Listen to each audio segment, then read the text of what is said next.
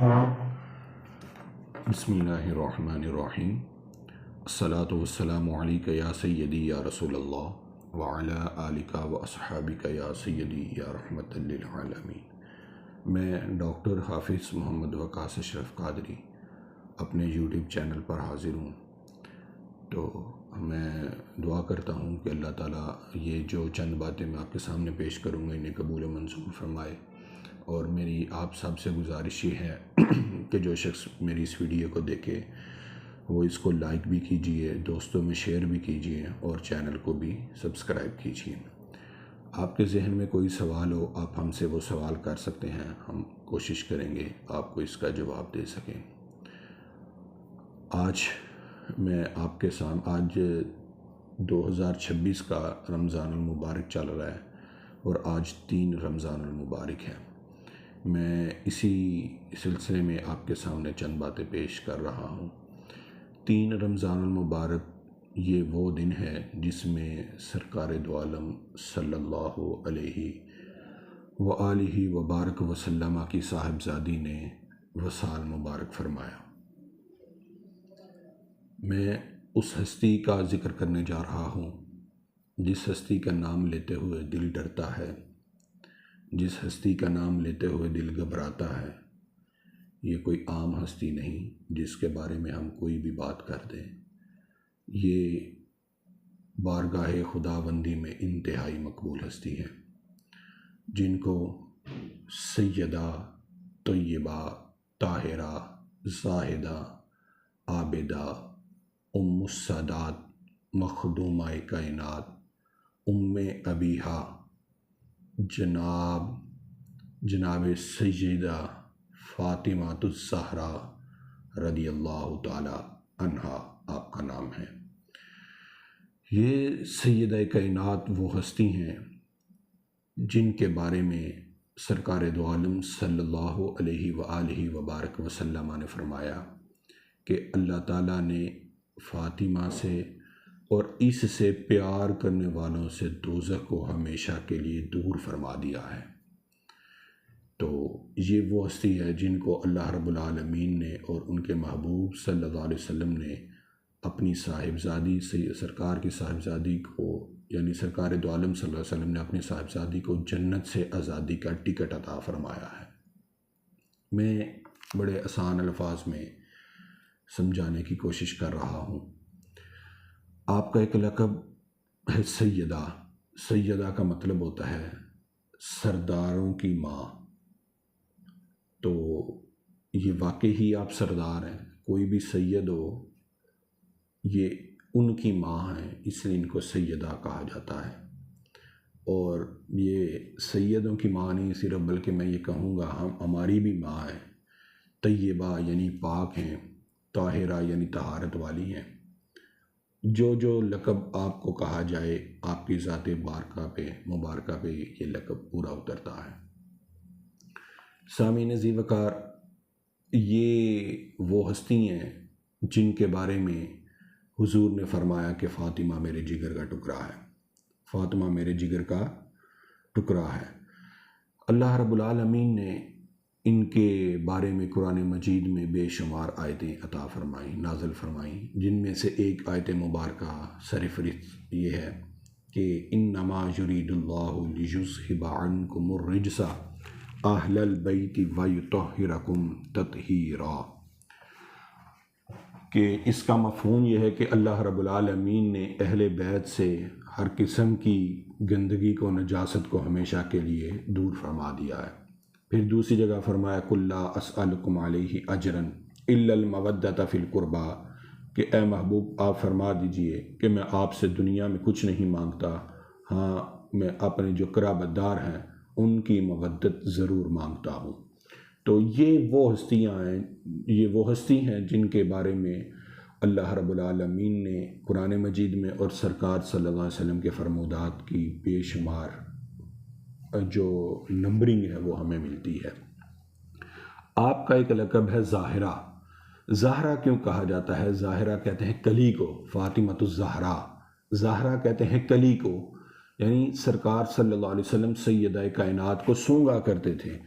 آپ سے جنت کی خوشبو آیا کرتی تھی، تو آپ کے سونگنے کی وجہ سے، جنت کی خوشبو کی وجہ سے، پھول کی کلی محسوس ہونے کی وجہ سے آپ کا نام زہرا پڑ گیا۔ اور بطول جو آپ کا لقب ہے، وہ بطول کے مختلف معنی ہیں۔ ایک معنی ہے کہ عبادت گزار۔ اگر عبادت گزار معنی لیا جائے تو یہ معنی بالکل صادق آئے گا کہ اللہ رب العالمین نے سیدہ کائنات کو عبادت گزار بنایا ہے۔ اور دوسرا معنی اگر پاک دامن لیا جائے تو اس کا بھی یہ معنی نکلے گا کہ اللہ رب العالمین نے سیدہ کائنات کو پاک دامن بنا کر بھیجا ہے۔ تیسرا معنی سیدہ کائنات کا یہ مراد لیا جائے کہ اس کا ایک مطلب ہوتا ہے دنیا سے الگ تھلگ۔ اگر سیدہ کائنات کے بارے میں یہ والا معنی مراد لیا جائے تو یہ بھی درست ہوگا، تو مطلب بنیں گے کہ سیدہ کائنات حضرت فاطمہ الزہرا رضی اللہ تعالی عنہا، آپ دنیا میں رہتے ہوئے بھی دنیا سے الگ تھلگ ہو کر اللہ رب العالمین کی ہر وقت عبادت کیا کرتی تھی۔ تو یہ آپ کی چند خصوصیات ہیں جو میں نے آپ کے سامنے پیش کی ہیں۔ اب ایک آپ کا وصف یہ ہے کہ آپ اپنی جو شباہت تھی اس میں سرکار دو عالم صلی اللہ علیہ وآلہ وبارک وسلم جیسے معلوم ہوتی تھی۔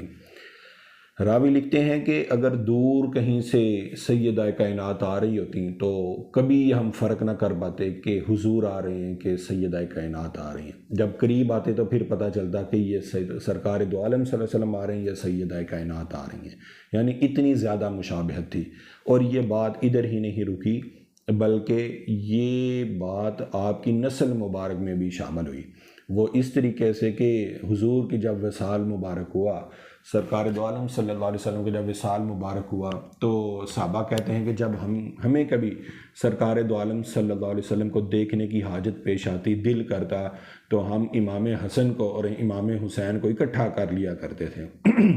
ہم امام حسین کو اور امام حسن کو اکٹھا کھڑا کرتے تھے۔ جب ہم نے چہرہ دیکھنا ہوتا تو امام حسن کو دیکھ لیتے تھے، جب نیچے والا حصہ دیکھنا ہوتا تو امام حسین کو دیکھ لیا کرتے تھے۔ تو یہ وہ ہستیاں ہیں جن کے بارے میں سرکار دو عالم صلی اللہ علیہ وسلم کی شباہت موجود تھی۔ تو اعلیٰ حضرت نے بھی یہی فرمایا، تیری نسل پاک میں ہے بچہ بچہ نور کا، تو ہے عین نور تیرا سب گھرانہ نور کا۔ یعنی اللہ رب العالمین نے سیدہ کائنات کو بھی حضور سے مماثلت فرمائی شکل و صورت میں، اور امام حسن اور امام حسین کو بھی سرکار دو عالم صلی اللہ علیہ وسلم سے مماثلت فرمائی تھی۔ پھر میں آپ کے سامنے ایک اور بات کرتا چلوں۔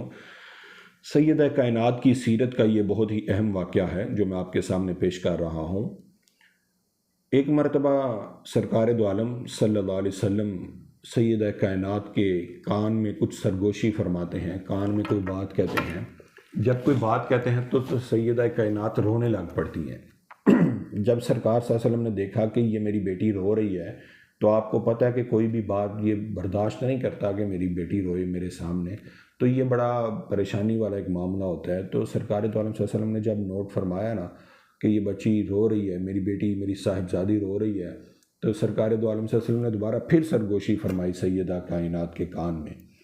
تو آپ پھر مسکرانے لگ پڑی۔ تو یہ والا دونوں، پہلے رونے والا اور پھر ہنسنے والا، یہ واقعہ سیدہ عائشہ صدیقہ رضی اللہ تعالی عنہا، جو حضور کی صاحبزادی بھی ہیں اور حضرت ابوبکر صدیق کی بیٹی بھی ہیں، یہ حضرت عائشہ عرض کرتے فرماتی ہیں فاطمہ سے کہ فاطمہ بیٹی بتاؤ حضور نے ایسی کیا بات تمہیں کہی کہ پہلے تم رونے لگ پڑی اور بعد میں آپ ہنسنے لگ پڑی؟ کہا یہ راز ہے، یہ میں دنیا میں نہیں بتا سکتی، حضور کے ظاہری حیات مبارکہ میں یہ راز نہیں بتا سکتی۔ آپ چپ کر گئیں۔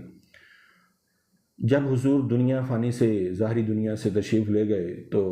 سیدہ کائنات سے حضرت عائشہ صدیقہ رضی اللہ تعالی عنہا نے پوچھا کہ بتائیے تب حضور نے آپ کو کیا فرمایا کہ آپ ایک دفعہ روئیں اور پھر حضور نے دوبارہ پھر فرمایا تو آپ ہنسیں؟ تو سیدہ کائنات فرمانے لگیں کہ اماں جان، جب حضور نے پہلی مرتبہ سرگوشی فرمائی تو بات یہ کہی تھی کہ ہر سال جبریل مجھ سے ایک مرتبہ دور کرتے ہیں، لیکن اس سال مجھ پہ 2 مرتبہ دور کیا ہے، تو مجھے لگتا ہے کہ میرا آخری وقت قریب آ گیا ہے۔ تو جب حضور نے یہ بات کہی تو میں رونے لگ پڑا۔ دور سے مراد ہے کہ ایک مرتبہ ایک شخص قرآن سناتا ہے تو دوسری مرتبہ دوسرا شخص قرآن سناتا ہے۔ تو حضور فرماتے ہیں کہ ہر سال جبریل میرے ساتھ ایک مرتبہ دور کرتے تھے، اور اس سال جبریل نے میرے ساتھ 2 مرتبہ دور کیا ہے، یعنی ایک دفعہ جبریل کو حضور قرآن سناتے تھے، پھر دوسری مرتبہ جبریل حضور کو قرآن سناتے تھے، یعنی دونوں ایک دوسرے کو قرآن سناتے تھے۔ یہ پورے سال میں ایک مرتبہ ہوتا تھا، لیکن اس دفعہ جو حضور نے دور فرمایا، جبریل نے دور فرمایا، وہ 2 مرتبہ کیا۔ تو کہتے ہیں کہ مجھے لگتا ہے کہ میرا وقت قریب آ گیا۔ تو جب میں حضور کے جانے کی بات سنی، حضور کے رخصت ہونے کی بات سنی، تو یہ پکی بات ہے کہ آپ کو پتہ ہے کہ جب کوئی باپ ایسی بات کرتا ہے تو بچوں کے دل میں پریشانی ہوتی ہے، تو وہ رونے لگ پڑی۔ تو کہا اچھا پھر جو ہنسنے والی بات کیا ہے، تو یہ سیدہ کائنات کی سیرت کی بات یہ دیکھیے کہ حضور فرماتے ہیں فاطمہ تو پریشان ہے، کیا تجھے یہ منظور نہیں کہ اللہ رب العالمین نے تجھے جنتی عورتوں کی سردار بنا دیا؟ کہتے ہیں فرماتے ہیں کہ جب میں نے یہ بات سنی تو میں خوش ہونے لگ پڑی۔ آپ دیکھیں یہ ادھر حضور کا علم مبارک دیکھیں، حضور کی نگاہ دیکھیے کہ ابھی قیامت آئی نہیں، ابھی جنت میں وہ جس طریقے سے ایک سارا نظام ہو وہ بھی دیکھا نہیں، لیکن اللہ رب العالمین کی زبان مبارکہ میں یہ کمال تھا کہ تیرے منہ سے جو بات نکلی وہ ہو کے رہی، تیرے منہ سے جو بات نکلی وہ ہو کے رہی۔ تو حضور نے فرما دیا کہ سیدہ میں نے تجھے جنتی عورتوں کی سردار بنا دیا ہے۔ تو یہ آپ کے علم کی بات دیکھیں کہ آپ نے وقت سے پہلے ہی بتا دی کہ فاطمہ تو قیامت میں جنتی عورتوں کی سردار ہوگی۔ تو دوسرے نمبر پہ یہ دیکھیں کہ حضور کا یہ مقام ہے کہ ہم آپس میں بیٹھ کے ایک دوسرے سے دور نہیں کر سکتے، تو حضور جبریل امین سے دور فرمایا کرتے تھے۔ تو یہ سیدہ کائنات کی سیرت کا ایک بہت ہی اہم واقعہ ہمیں ملتا ہے۔ پھر میں آپ کو سیدہ کائنات کی ایک اہم بات آپ کے سامنے گوش گزار کروں کہ آج کل کی جو خواتین ہیں ان کو حیض اور نفاس والے معاملات پیش آتے ہیں، حیض اور نفاس والے معاملات پیش آتے ہیں، یعنی یہ جو خواتین ہیں ان کو حیض اور نفاس والے معاملات پیش آتے ہیں جب یہ 40 دن کا بچے کی پیدائش کے بعد کا جو وقت ہوتا ہے یہ نفاس کہلاتا ہے، اور منتھلی جو ان کو آتی ہے یہ حیض کہلاتی ہے۔ یہ عورتوں کی خوبی ہوتی ہے بیسیکلی کہ جس عورت کو حیض آئے اور جس عورت کو نفاس آئے وہ کہتے ہیں کہ یہ عورت صحت مند ہے، تو یہ وہ اپنی طرف سے وہ خوبی سمجھتی ہیں، لیکن بیسیکلی یہ دیکھا جائے یہ گندگی ہے ان کے اندر جسم سے جو نکلتی ہے۔ تو چونکہ سیدہ کائنات کو اللہ رب العالمین ہر طرح کی نجاست سے دور فرما دیا ہے، اسی لیے جب یہ سیدہ کائنات امام حسن اور امام حسین کی پیدائش مبارکہ ہوئی تو آپ ڈائریکٹ مصلی پہ جا کر کھڑے ہو کے نماز کے لیے کھڑی ہو گئیں۔ اور دوسرے نمبر پہ بات یہ ہے کہ سیدہ کائنات کو کبھی حیض نہیں آیا تھا، اللہ رب العالمین نے ان کو دوسری خواتین سے یہ جدا رکھا کہ ان کو یہ حیض اور نفاس سے ان کو دور رکھا تھا۔ اور پھر ایک اور بات سیدہ کائنات کا ذوق نماز آپ دیکھیے، ہم ایک نماز نہیں پڑھتے، 2 نمازیں نہیں پڑھتے، 4 نمازیں نہیں پڑھتے، کوئی بھی نماز ہمارا دھیان نہیں ہوتا، اگر ہم پڑھیں بھی تو ہمیں کوئی سمجھ نہیں آ رہی ہوتی۔ لیکن سیدہ کائنات کے بارے میں امام حسن فرماتے ہیں کہ میں نے اپنی والدہ کو کبھی نماز چھوڑتے نہیں دیکھا، اور اکثر اوقات ایسے کیا کرتے تھے کہ ساری رات نماز ادا کیا کرتی تھی، کہ بلکہ اگر عشاء کے ٹائم نماز شروع کرتی تو فجر ہو جایا کرتی تھی، اور جب دعا کا وقت آتا تو پھر یہ نہیں کہتی کہ اللہ میرے لیے یہ کام فرما دے، میرے لیے فرما دے، بلکہ یہ فرماتے کہ اللہ میرے نبی کی امت کو بخش دے، میرے نبی کی امت پہ رحم فرما۔ دیکھیں یہ بھی سیدہ کائنات کی سیرت کا ایک واقعہ ہے کہ اپنے لیے کبھی کچھ نہیں مانگا بلکہ حضور کی امت کے لیے مانگا، اپنے ابا کی امت کے لیے مانگا، کہ اپنے پیشوا کی امت کے لیے مانگا۔ جس طرح حضور اپنی امت کے لیے دعائیں فرمایا کرتے تھے، اسی طریقے سے سیدہ کائنات بھی اپنے ابا کی امت کے لیے دعائیں فرمایا کرتی تھی۔ یہ ہو بھی ایسا کیوں نہ، کیونکہ جو بھی بیٹی ہوتی ہے وہ اپنے باپ سے سیکھتی ہے۔ اب اسی طرح حضور راوی لکھتے ہیں کہ جب حضور صلی اللہ علیہ وسلم کی دنیا میں تشریف آوری ہوئی تو سرکار دو عالم صلی اللہ علیہ وآلہ وبارک وسلم آپ جب دنیا پہ تشریف لائے تو آپ سجدے کی حالت میں تھے۔ تو بعد میں حضور فرماتے ہیں میں جب دنیا پر آیا میں اس وقت بھی اپنی امت کی بخشش کی دعا مانگ رہا تھا، اور جب حضور پہاڑوں میں جاتے علیحدہ علیحدہ کریا کریا جاتے، بستی بستی یا ویرانوں میں جاتے تو ادھر بھی اپنی امت کے بارے میں بات کرتے ہیں۔ پھر ایک بات یہ بھی ہے کہ جب حضور صلی اللہ علیہ وسلم کا ظاہری وصال مبارکہ ہوا تو جن صحابہ نے آپ کو قبر انور میں اتارا تو کچھ صحابہ دیکھتے ہیں کہ حضور کے لب مبارک ہل رہے ہیں، تو ایک صحابی نے قبر مبارک میں اتر کے یہ دیکھا کہ کیوں ہل رہے ہیں، کیا بول رہے ہیں، کیا آواز آ رہی ہے، تو جب کان پاس لگایا تو حضور کے لب مبارک سے جو دعا آ رہی تھی ربی حبلی امتی، یعنی جو دنیا میں آئے تو بھی امت کی بخشش کی دعا کرتے ہیں، دنیا میں رہیں تو بھی امت کی بخشش کی دعا کرتے ہیں، جب دنیا سے جائیں تو بھی امت کی بخشش کی دعا کرتے ہیں۔ جب باپ کی یہ سیرت ہوگی تو بیٹی کی سیرت ایسی کیوں نہ ہو؟ تو امام حسن فرماتے ہیں کہ اکثر نماز میں رہتی اور ساری ساری رات نماز میں رہتی، جب ساری رات نماز میں رہتی تو پھر صرف اپنے لیے نہ مانگتی بلکہ اپنے ابا کی امت کے لیے، اپنے نبی کے حضور کی امت کے لیے ساری ساری رات بخشش کی دعائیں مانگا کرتی تھی۔ یہ سیدہ کائنات کی عبادت کا شوق تھا۔ اور آپ کی سخاوت کی بات کریں تو آپ کی سخاوت ایسی ہے کہ ایک شخص سیدہ کائنات کی بارگاہ میں آیا تو آپ کہنے لگا میں نے نیا اسلام قبول کیا ہے تو آپ میری کچھ مدد کیجیے، غربت کی حالت ہے۔ آپ نے اپنی چادر مبارک دار میں جو چادر تھی ایک اوپر لی، کوئی باقی جو سائڈ پہ کوئی چادر تھی اس چادر کو گروی رکھوا کے تو بطور قرض کچھ پیسے لیے اور وہ چادر وہ پیسے وہ اس غریب کو دیے۔ پھر دوسرے نمبر پہ بات یہ ہے کہ آپ کی سخاوت کا یہ بھی پہلو ہے کہ آپ نے کسی کی پیٹ بھرنے کے لیے، خاندان کا پیٹ بھرنے کے لیے آپ نے کسی خیرات کے طور پہ کھانا پکایا، تو وہ حضرت سلمان فارسی رضی اللہ تعالیٰ عنہ کو گھر میں بلایا تو کہتے ہیں کہ یہ جاؤ ادھر دے آؤ کھانا، تو جب وہ کھانا دینے گئے تو دیا تو سارے ہی سیدہ کائنات نے دے دیا، تو حضرت سلمان فارسی کہنے لگے کہ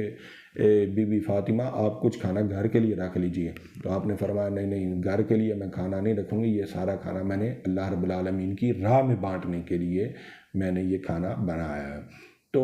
یہ سیدہ کائنات کی سخاوت کا ایک عالم ہے کہ خود بھوکے رہ کے بھی دوسروں کے پیٹ پالتی رہیں۔ پھر ایک بہت ہی مشہور و معروف واقعہ ہے کہ امام حسن اور امام حسین رضی اللہ تعالیٰ عنہ بیمار ہو گئے، تو یہ معاملہ سرکار دو عالم صلی اللہ علیہ وسلم کی کچہری میں گیا، تو جب ان کی سرکار کی کچہری میں گیا تو حضور نے فرمایا کہ روزے رکھا کرو،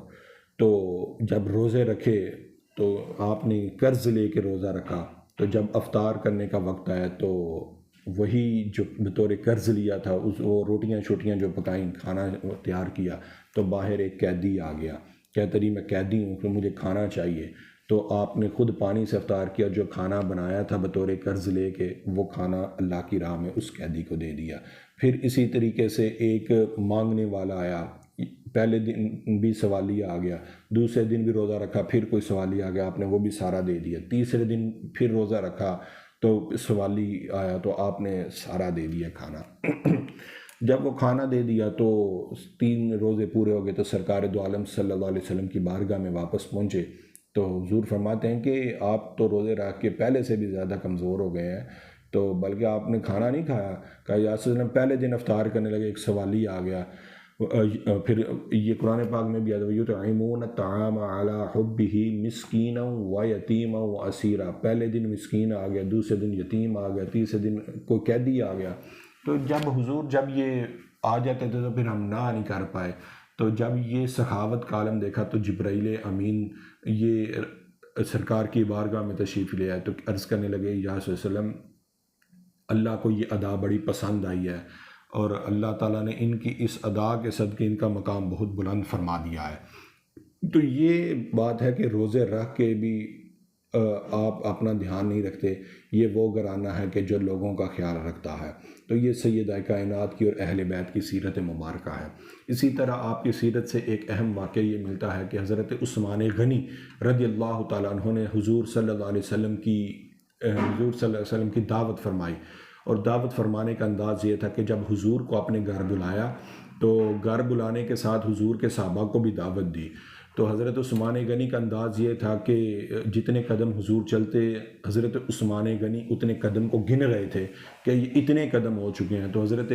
علی اس سارے ماجرے کو دیکھ رہے تھے کہ حضرت عثمان غنی رضی اللہ تعالی عنہ یہ بھی حضور کے داماد ہیں، یہ حضور کے ہر ایک قدم کو گن رہے ہیں، تو ارادہ یہ رکھتے ہیں کہ ہر قدم کے بدلے ایک غلام آزاد کرے گا حضرت عثمان غنی رضی اللہ تعالیٰ عنہ۔ تو چونکہ حضرت علی بھی آج کل کے دور میں تو یہ ہوتا ہے نا کہ اس بندے کے پاس یہ گاڑی ہے، میں اس سے بڑھ کے یہ گاڑی لوں، پھر اس کے پاس یہ گاڑی ہے، میں اس سے بڑھ کے یہ گاڑی لوں، کوئی دولت کی ریس ہوتی ہے، مال و دولت کی، اسباب کی کوئی نہ کوئی ریس ہوتی ہے، لیکن اس وقت یہ ریس نہیں تھی، اس وقت اعمال صالحہ کی ریس ہوتی تھی کہ اگر وہ شخص یہ اتنے نوافل پڑھ رہا ہے تو میں اتنے نوافل ادا کروں، اگر یہ نوافل پڑھ رہا ہے تو میں یہ پڑھوں، اس نے 1 سپارہ پڑھا ہے تو میں 2 سپارے پڑھوں، اگر انہوں نے 4 پڑھے ہیں تو میں 10 سپارے پڑھوں، تو یہ ریس ہوا کرتی تھی۔ تو چونکہ حضرت علی یہ سارا ماجرا دیکھ رہے تھے تو گھر آ کے اپنی زوجہ حضرت فاطمہ الزہرا رضی اللہ تعالی عنہا سے عرض کی، فرمانے لگے کہ اے فاطمہ، میں نے یہ دیکھا ہے کہ آج عثمان نے حضور کی بڑی شاندار دعوت فرمائی ہے، تو میرا بھی دل کرتا ہے کاش ایسے اسباب ہوتے تو میں بھی اپنے آقا و مولا کی دعوت کرتا۔ تو سیدہ کائنات عرض کرنے لگیں، اے میرے سرتاج، آپ اس طرح کیجئے، آپ جائیے اور سرکار دو عالم صلی اللہ علیہ وسلم کو دعوت پیش فرما کر آئیے کہ آپ ہی ہمارے گھر کھانے پر تشریف لائیں۔ تو حضرت علی خوشی خوشی چلے گئے، تو وہ حضور کو دعوت دینے گئے، تو حضور نے بھی اعلان فرما دیا آج فاطمہ نے دعوت رکھی ہے، آج سارے صحابہ چلیں گے۔ تو سیدہ کائنات کے پاس مال اسباب تھوڑا تھا، آپ کے پاس جو چیز تھی ہانڈی وغیرہ آپ نے وہ چولہے پہ چڑھا دی، اور خود سرکار دو عالم صلی اللہ علیہ وسلم کی دعوت کا انتظام کر کے تو آپ خود مسلح پہ چلے گئے۔ جب آپ مسلح پر گئیں تو کہا کہ یا اللہ، میرے پاس جو مال تھا، اسباب تھا، کھانا تھا، میں نے چولہے پر چڑھا دیا ہے، اب مجھے نہیں پتہ کتنے صحابی آتے ہیں، پورے کرنا تیرا کام ہے، یہ کھانا پورا کرنا تیرا کام ہے، برکت ڈالنا تیرا کام ہے۔ تو چنانچہ حضور صلی اللہ علیہ وآلہ وبارک وسلم جب سیدہ کائنات کے گھر تشریف لائے تو تمام صحابہ نے پیٹ بھر کر کھانا کھایا۔ تو صحابہ عرض کرنے لگے، یا رسول اللہ، کھانا یہ بڑا زبردست ہے، کہاں سے کھانا آیا؟ حضور فرماتے ہیں یہ فاطمہ نے کھانا پکایا ہے، لیکن اس کھانے کا بیشتر حصہ رب العالمین نے جنت سے فاطمہ کی اس ہانڈی میں بھیج دیا ہے، تو یہ جنتی کھانا ہے جو تم لوگوں نے تناول فرمایا ہے۔ تو یہ وہ ہستی ہے جن کی لاج رکھنے کے لیے اللہ رب العالمین نے جنت سے کھانا بھیج دیا ہے۔ اور پھر آپ دوبارہ سجدے میں چلے گئی کہ اللہ، عثمان کے پاس تو اتنی دولت تھی کہ اس نے ہر قدم کے بدلے غلام آزاد کر کے تیرے نبی کے پاؤں پہ وار دیا ہے، میرے پاس تو اتنی دولت نہیں کہ میں اپنے نبی کے، اپنے ابا کے قدموں کے ہر قدم کے بدلے ایک غلام خرید کے آزاد کرواؤں۔ اللہ، میں تجھ سے دعا کرتی ہوں کہ ہر قدم کے بدلے ایک گناہ گار کو بخش دے۔ تو اللہ رب العالمین نے جبرائیل امین کو سرکار دو عالم صلی اللہ علیہ وسلم کے پاس بھیجا کہ جبریل جاؤ، حضور کو فرماؤ کہ آپ کی بیٹی یہ دعا مانگ رہی ہے کہ ایک قدم کے بدلے ایک گناہ گار کو بخش دیں، لیکن میں رب ہو کے یہ بات کہتا ہوں کہ میں سیدہ کی اس دعا کے صدقے میں حضور کے ایک قدم کے سبب 1000 گناہ گاروں کو بخش رہا ہوں۔ ادھر عثمان غنی نے ایک قدم کے بدلے ایک غلام آزاد فرمایا، لیکن ادھر اللہ رب العالمین نے حضور کے ایک قدم کے بدلے 1000 گناہ گار کو بخش دیا۔ یہ سیدہ کائنات کی سیرت مبارکہ ہے جو آپ کے سامنے میں نے پیش کی ہے۔ دوسرے نمبر پہ اب میں آپ کے سامنے یہ بات کرتا ہوں، اب میں آپ کے سامنے ایک بہت ہی اہم پہلو رکھنا جا رہا ہوں سیدہ کائنات کی سیرت مبارکہ کے حوالے سے، آپ کے نکاح کے حوالے سے۔ دیکھیں، جب سیدہ کائنات کا شادی کا وقت قریب آیا تو مکے کے بڑے بڑے معززین نے، شرفاء نے، حتیٰ کہ حضرت ابوبکر صدیق رضی اللہ تعالیٰ عنہ اور حضرت عمر فاروق رضی اللہ تعالیٰ عنہ کے بارے میں بھی روایات میں آتا ہے کہ انہوں نے بھی سیدہ کائنات کے لیے نکاح کا پیغام پیش فرمایا۔ تو حضور نے فرمایا کہ یہ والا معاملہ میں نے اللہ کے سپرد فرما دیا ہے، اللہ کے سپرد کر دیا ہے کہ جو رب چاہے گا فاطمہ کا رشتہ وہی ہوگا۔ اب دیکھیں، میں ادھر سمجھانا یہ چاہ رہا ہوں کہ آج کل کسی کا نکاح مرضی کے مطابق نہ ہو تو وہ لڑائی بن جاتی ہے، رشتہ داروں میں لڑائی بن جاتی ہے، دوست احباب میں لڑائی بن جاتی ہے کہ بھائی میں نے رشتہ مانگا تو آپ لوگوں نے رشتہ دیا نہیں، لیکن وہ یہاں پہ لڑائی بن جاتی ہے۔ لیکن حضور کی اور صحابہ کی سیرت مبارکہ یہ ہے کہ جب حضور نے فرمایا کہ یہ معاملہ میں نے اللہ کے سپرد کر دیا ہے، تو کسی صحابہ نے کوئی ناراضگی کا اظہار نہیں کیا، بلکہ حضور کے ہاں میں ہاں ملائی۔ تو یہ بات سیکھنے کا ملتا ہے کہ اگر کوئی نہیں کرتا تو یہ اس کی اپنی مرضی ہے، ہمیں ناراض ہونے کا حق نہیں بنتا۔ یہ ہمیں اس واقعہ سے سیکھنے کو ملتا ہے۔ چنانچہ یہ مکے کے بڑے بڑے شرفاء نے حضور کو سیدہ کے لیے پیغام نکاح پیش کیا، تو جب سب نے پیش کر دیا تو حضرت یار تھے نا، حضرت ابوبکر صدیق، حضرت عمر فاروق رضی اللہ تعالیٰ عنہما یہ کہنے لگے کہ بھائی سب نے نکاح کا پیغام پیش کیا ہے، حضرت علی رہ گئے ہیں، تو کیا وجہ ہو سکتی ہے کہ حضرت علی نے ابھی تک نکاح کا پیغام پیش نہیں کیا؟ یہ تو حضور کے رشتہ دار بھی ہیں، چچا کے بیٹے ہیں، تو کیا وجہ ہو سکتی ہے؟ تو غور کرنے پہ پتہ چلا کہ ہو سکتا ہے غربت کی وجہ ہو۔ تو سوچا کہ ہمارے لیے تو یہ معاملہ نہیں ہو سکا، ہو سکتا ہے کہ اللہ کے رسول نے علی کے لیے یہ معاملہ پوسٹ پون رکھا ہو۔ تو چل کے علی کو دیکھتے ہیں کہ علی کدھر ہے، تو علی سے بات کرتے ہیں کہ جہاں سب نے نکاح کا پیغام پیش کیا ہے تو آپ بھی سیدہ کائنات کے لیے نکاح کا پیغام پیش کریں۔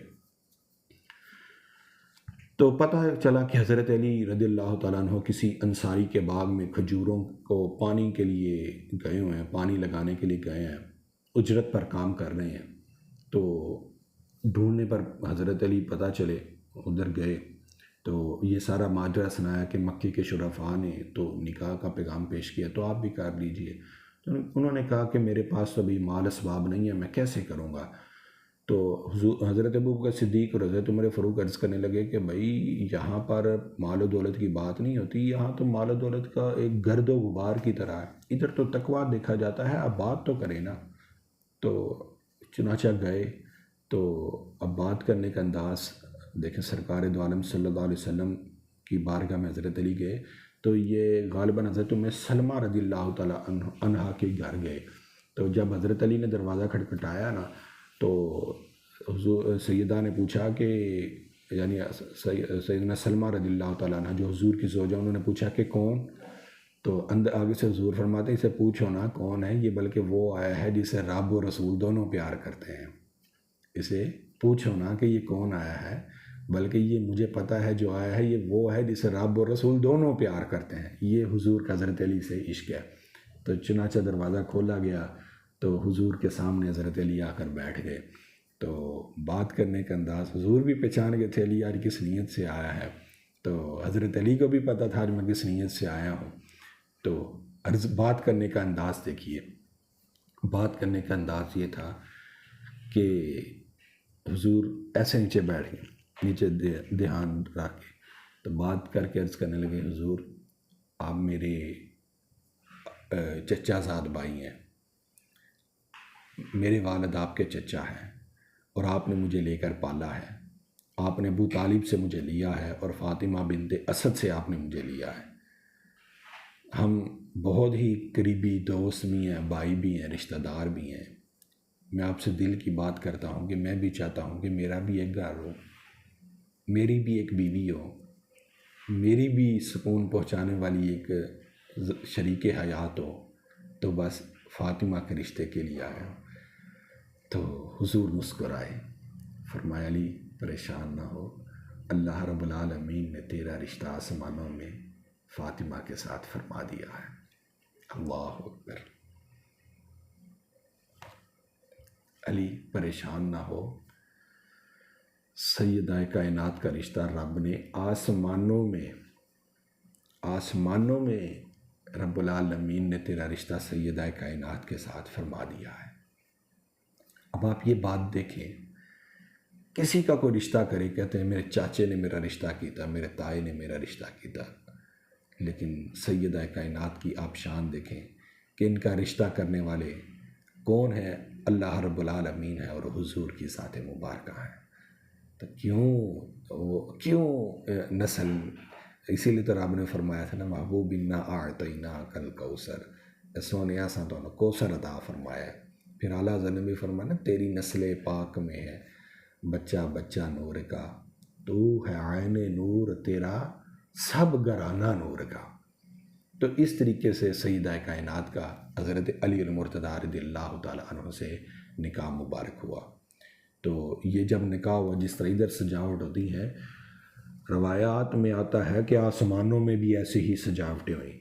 جنت سجائی گئی، حور و غلمان خوشیاں منانے لگے، فرشتوں کو حکم دیا گیا کہ بیت المعمور 7ویں آسمان پر، جو فرشتوں کا قبلہ ہے خانہ کعبہ کے بالکل اوپر 7ویں آسمان پہ، سارے فرشتوں کو وہاں اکٹھے ہو کے تسبیح و تحلیل کرنے کا حکم دیا گیا۔ وجہ کیا تھی؟ آج علی اور فاطمہ کا رشتہ ہو رہا ہے۔ تو اس طریقے سے حضرت علی المرتضیٰ رضی اللہ تعالی عنہ کا رشتہ طے فرمایا اور نکاح ہوا۔ اور دوسرے نمبر پہ ایک بات یہ ہے کہ سیدہ کائنات کے جہیز کی بات میں آپ کے سامنے کرتا چلوں۔ آج کل ہم کہتے ہیں کہ جہیز لعنت ہے۔ بھائی جہیز لعنت نہیں، اللہ معاف کرے، یہ جہیز دینا سنت ہے اور جہیز لینا علی کی سنت ہے۔ جہیز برا کام نہیں ہے، بلکہ جہیز کی آڑ میں جو ہم کسی کے گلے پر انگوٹھ رکھ کے دھکے سے زور زبردستی جو ہم طرح طرح کی ڈیمانڈز کر کے ہم جہیز لیتے ہیں، یہ بات غلط ہے۔ بلکہ جہیز دینا تو یہ برکت کے لیے سنت ہے، حضور نے اپنی صاحب زادی کو دیا، لیکن کیا دیا؟ جائے نماز دیا، مشکیزہ دیا، ایک دو پردہ دیا، ایک دو اور چیز دی، یعنی چھوٹی چھوٹی چیزیں دی۔ تو اگر کوئی اتنا یا تھوڑا حسب استطاعت اپنی خوشی سے کوئی جتنا دے دے تو اتنا جائز ہے، لیکن گاڑی کی ڈیمانڈ کرنا، پلاٹ کی ڈیمانڈ کرنا، یہ غلط بات ہوتی ہے۔ یہ ایسی چیزیں شریعت میں جائز نہیں ہیں۔ تو جہیز ہو شریعت کے مطابق ہو، اس میں کوئی مسئلہ نہیں ہے، لیکن غلط ڈیمانڈ کے گاڑیاں لینی ہے، یہ اپنے آپ کو سپر مین سمجھنا، یہ غلط بات ہے۔ دوسرے نمبر پہ آپ بات دیکھیں کہ حضرت علی نے فرمایا میرے پاس ابھی مال اسباب نہیں ہے، تو حضرت ابوبکر عرض کرنے لگے کہ بھائی علی ادھر مال اسباب کی بات نہیں، جب تقویٰ دیکھا جاتا ہے۔ تو بالکل ایسی ہی بات ہے کہ آج کے دور میں بھی 2026 چل رہا ہے، آپ دیکھیں کہ رشتہ ہوتا کیسا ہے؟ جس کے پاس پیسہ ہے اس کا فوری رشتہ ہو جاتا ہے، جس کے پاس پیسہ نہیں اس کا رشتہ ہوتا ہی نہیں ہے۔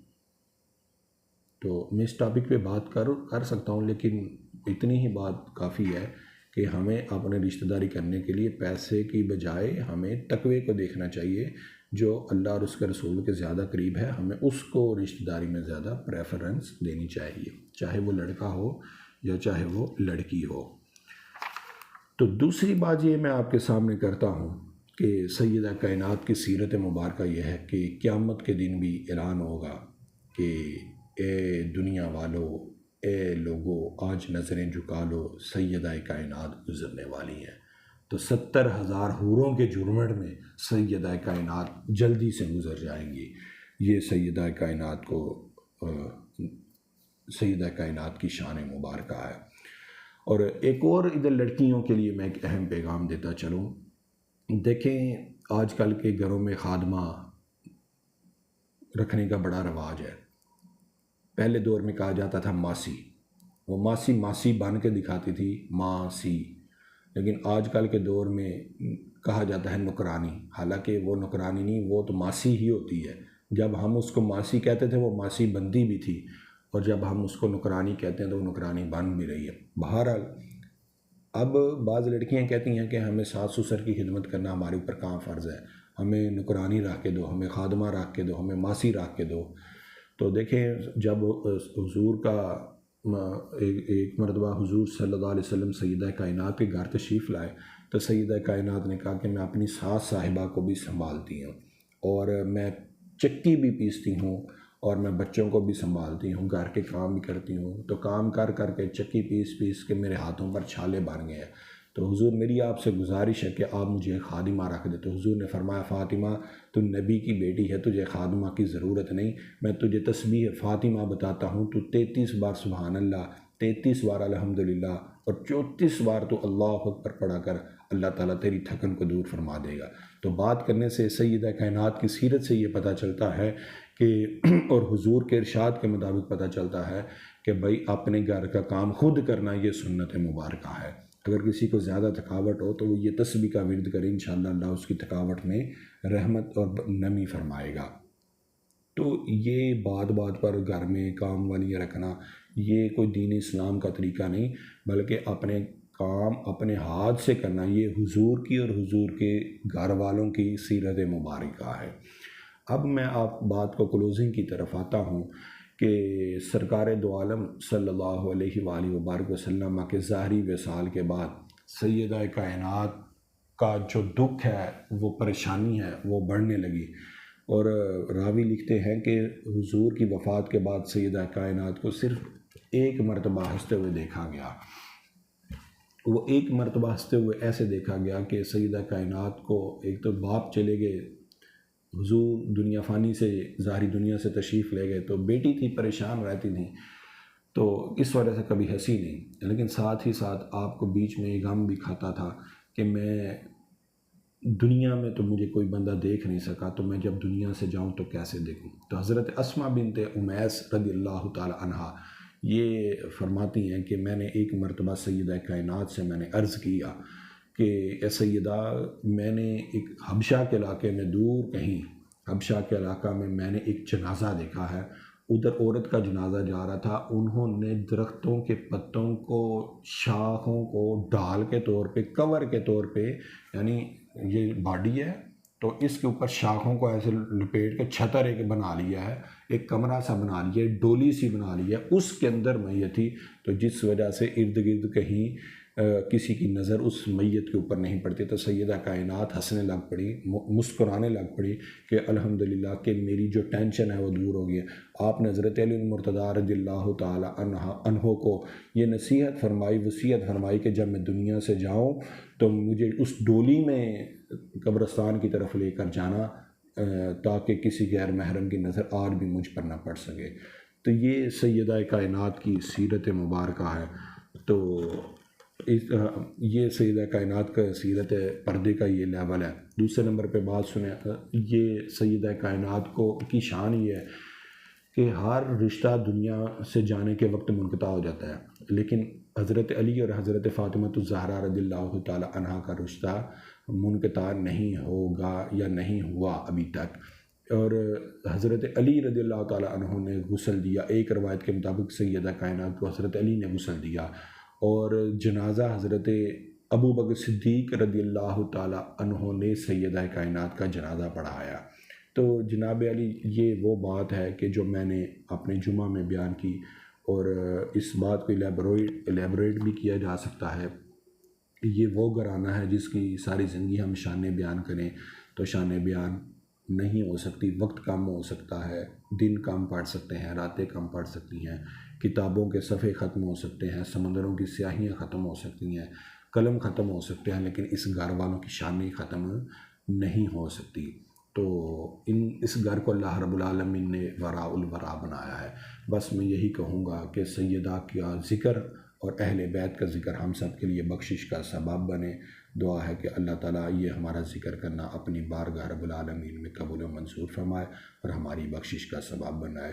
تو آپ نے جو بات پوچھنی ہو، کمنٹ کرنی ہو، بات کرنی ہو، آپ وہ کمنٹ میں کر سکتے ہیں، ہم اس کا ضرور انشاءاللہ جواب دیں گے۔ تو میری آپ سے گزارش ہے، ویڈیو کو دوستوں میں شیئر کیجیے، اور جو بات آپ نے پوچھنی ہو پوچھ سکتے ہیں، دوستوں میں شیئر کیجیے، ہمارے چینل کو لائک اینڈ سبسکرائب کیجیے۔ اوکے جی، اللہ حافظ، صدق اللہ العظیم، ہمارے نہیں اللہ